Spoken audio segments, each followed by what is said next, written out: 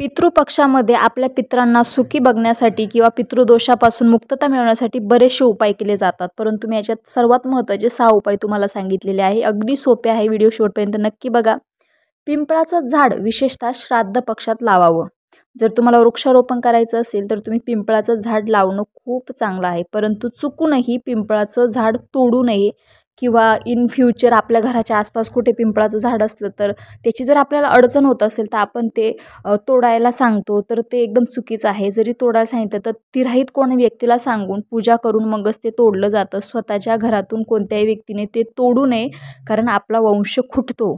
त्यामुळे पिंपळ हे वृक्ष अतिशय महत्त्वाचं आहे पितरांसाठी. या व्यतिरिक्त पितृपक्षात रोज पिंपळाच्या झाडाला जल अर्पण करावं असं मानलं जाते की यामुळे कुटुंबात आनंद येतो. 2. पुराणामध्ये सांगण्यात आल्यानुसार यामध्ये पितरांचा वास असतो, त्यामुळे पिंपळाच्या झाडावर पाणी आणि तीळ मिसळून दूध अर्पण करावं. यामुळे पितरांची तृप्ती होते. 3. पितृपक्षाच्या प्रत्येक संध्याकाळी पिंपळाच्या झाडाखाली तेळाचा दिवा लावावा आणि पितृसूक्ताचं पठण करावं. यामुळे पितृदोष दूर होतो, पैशाचं संकट दूर होईल. तुम्हाला इतकं महान काही करायचं नसेल तर साधा तुम्ही दिवा लावला, तो पण दक्षिणमुखी तोंड करून, तर अतिशय उत्तम आहे. गव्हाच्या पिठाचा पण करू शकता. घरात जर एखादा दिवाळीचा किंवा कोणताही दिवा असेल तर तो तुम्ही पिंपळाच्या बुंध्याला लावू शकता. हे अतिशय सोपा आणि 15 दिवस हा तुम्हाला रेग्युलर उपाय करायचा आहे.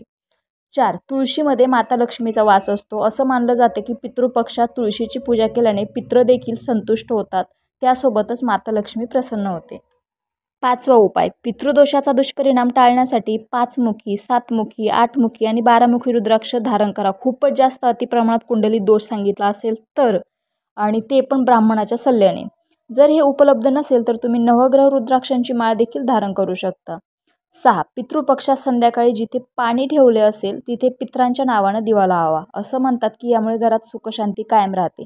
आता या व्यतिरिक्त एक माझी स्वतःची मी एक टीप देत आहे.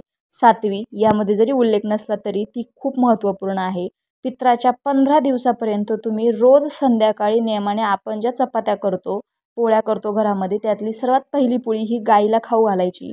गाभण गाय असेल तर अतिउत्तम. अशी सर्वसाधारण गाय असेल तर त्याहीपेक्षा उत्तम. काही अडचण नाही, पण रोज 15 दिवस तुम्ही स्वतःला ही सवय लावा. हे सर्व उपाय करून तुम्ही जर पितरांना खुश केलं तर पितरही तुम्हाला खुश ठेवण्यासाठी अतोनात प्रयत्न करा. रामकृष्ण हरी.